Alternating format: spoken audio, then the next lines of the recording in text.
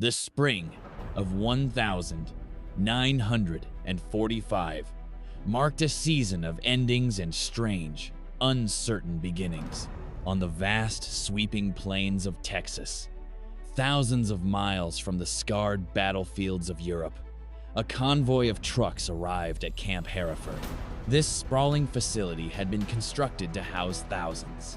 Yet the group arriving on this day was unique.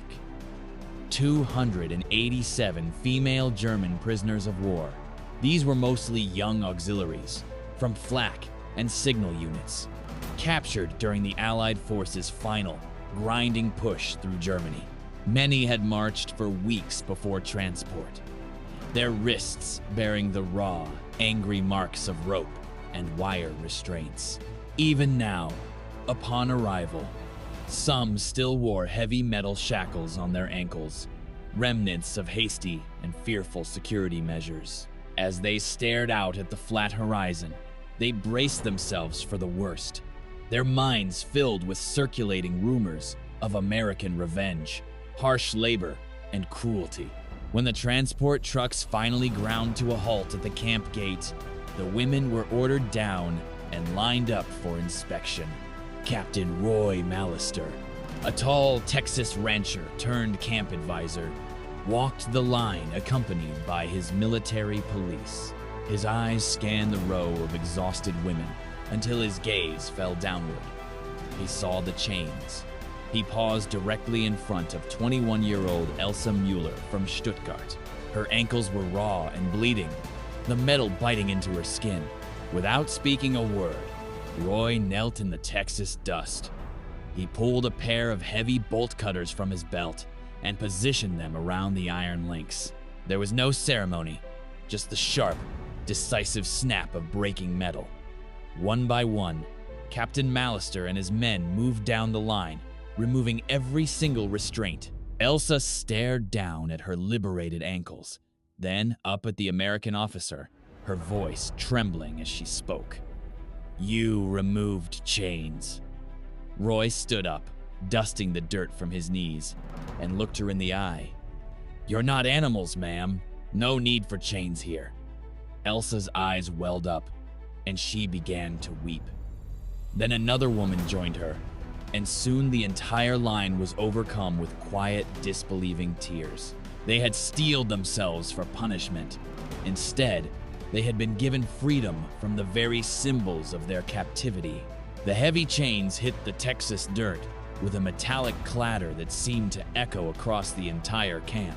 Elsa Mueller, rubbing her sore ankles, looked up at Captain Mallister, half expecting this to be a cruel trick. But the tall cowboy simply tipped his hat. "No need for that nonsense here, miss." The other women stood frozen, some absent-mindedly touching the welts on their wrists where ropes had bitten deep. They glanced nervously at the MPs, young American boys, with rifles slung loosely over their shoulders waiting for the catch. There was none. Roy turned to his men and issued his orders. "Get these ladies to processing showers, clean clothes, medical checks, and tell Rosa to fire up the kitchen. We're having a full supper tonight." The women were ushered into a large processing tent. Inside, they found rows of shower heads with hot water and stacks of real soap, Lifebuoy, and Ivory. There were piles of clean towels, new denim overalls, and fresh cotton dresses in every size. Elsa stepped under the water first. As the hot stream hit her skin, she gasped, then began scrubbing furiously, as if she could wash away 6 years of war. The weeping started again, but this time, it wasn't born of fear. It was the shock of cleanliness, the overwhelming shock of being treated like a human being. By supper time, the women sat at long communal tables, dressed in clean clothes, their hair wet and combed. The spread before them was unimaginable: fried chicken, mashed potatoes with rich gravy, green beans, cornbread, and peach cobbler. There was real butter and cold milk. Elsa took a single bite of cornbread slathered in butter and closed her eyes, a tear rolling down her clean cheek. Next to her, Greta from Dresden leaned in and whispered, They removed the chains first. Then they fed us like family. The cowboy captain sat with them. No guards posted at the doors. Just men in hats passing the gravy boat. Roy raised his glass of iced tea and offered a toast. To new beginnings. The women raised their glasses in return. Some cried softly into their milk, while others laughed for the first time in years. That night, they slept in barracks with real beds. There were no chains, no fear, only the sound of Texas crickets and the scent of clean soap. In the quiet dark, Elsa touched her free ankles and whispered, "They said we were animals. Tonight, they proved we're not." The chains remained in the dust where they belonged. As the weeks stretched into months at Camp Hereford, the women settled into a routine that felt dreamlike. There were no guards with rifles on every corner, just the blazing Texas sun, the cotton fields, and the steady rhythm of work that paid in script they could trade for candy and lipstick. The Cowboys treated them as hired hands, not prisoners. When a girl fainted from the heat, Roy Mallister carried her to the shade himself. When another suffered blisters, a local woman named Ruth Warner brought healing salve and soft socks. When repatriation orders finally arrived in November, the women lined up one last time. There were no chains, just straight backs and full hearts. Liesl handed Hank a small wooden carving she had made a tiny pair of broken chains. "For remembering, we were never animals," she said. Hank hung the carving on his rearview mirror, where it stayed until the truck eventually rusted away. The women boarded the train, waving until the ranch disappeared from view. They never wore chains again, not on their ankles and not in their minds. They had learned that while some freedoms are given by removing metal, others are earned by men who refuse to put it on in the first place. The chains stayed in the Texas dust, buried where they belonged forever. The women began to change.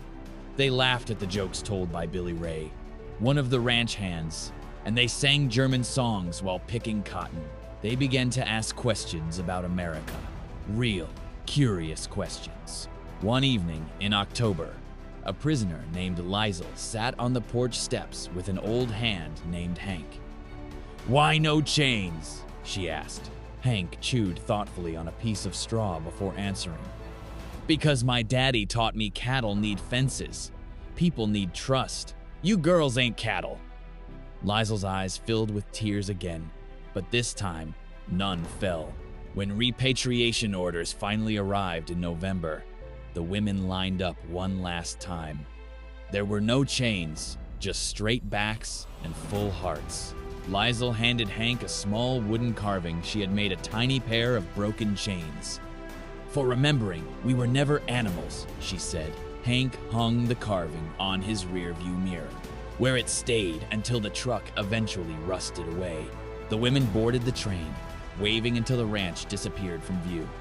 They never wore chains again, not on their ankles and not in their minds. They had learned that while some freedoms are given by removing metal, others are earned by men who refuse to put it on in the first place. The chains stayed in the Texas dust, buried where they belonged forever.